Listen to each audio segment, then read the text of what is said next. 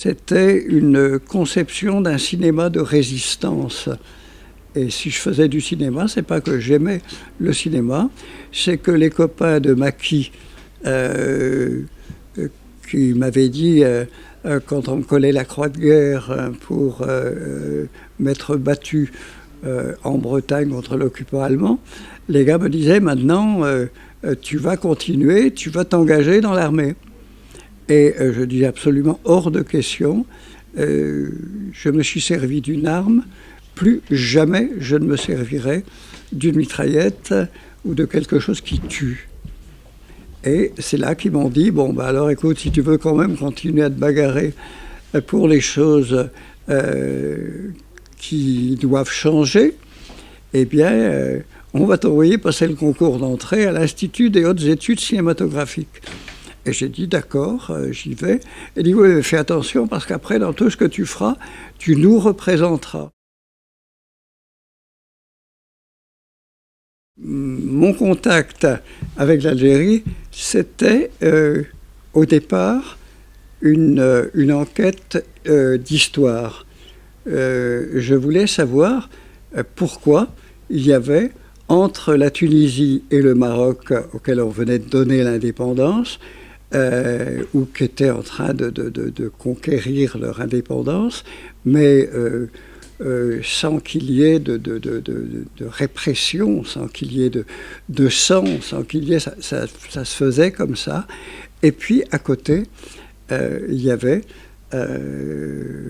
au milieu, il y avait une région qui avait été conquise il y avait 130 ans, et j'ai été inculpé, pour atteinte à la sûreté intérieure de l'État, parce que je disais que 3 départements français, les 3 départements français d'Algérie, il fallait qu'ils redeviennent indépendants. Voilà. Et puis, c'est à partir de ce moment-là que je me suis dit, c'est quand même pas... La guerre continue là-bas, et je veux aller filmer les raisons pour lesquelles les gens qui vivent là-bas, d'origine musulmane, ne veulent plus être français. Voilà. Et j'ai donc, c'est là que je suis parti, puis qu'a été déclenchée la saga de Vautier, jeune réalisateur d'origine bretonne, se battant pour qu'il y ait des images qui permettent de dire que l'Algérie avait inéluctablement allait devenir indépendante. Voilà.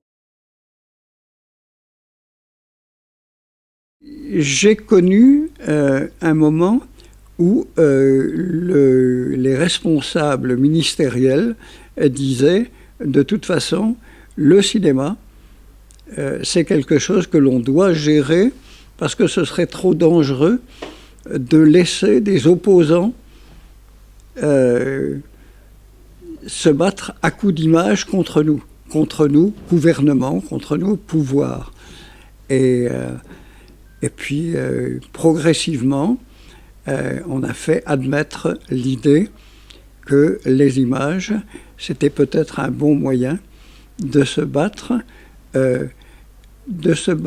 légalement, c'est-à-dire mais à condition que les images aient le droit d'exister. Et pour ça, je me suis battu pendant quelque chose comme 60 ans. Et maintenant, c'est aux jeunes de prendre ça en main parce que toutes les possibilités techniques, matérielles existent et qu'on a réussi à faire reconnaître aussi, je dis presque légalement en France, que l'expression par l'image devait être une liberté inscrite dans les libertés pour lesquelles ça valait la peine de se battre.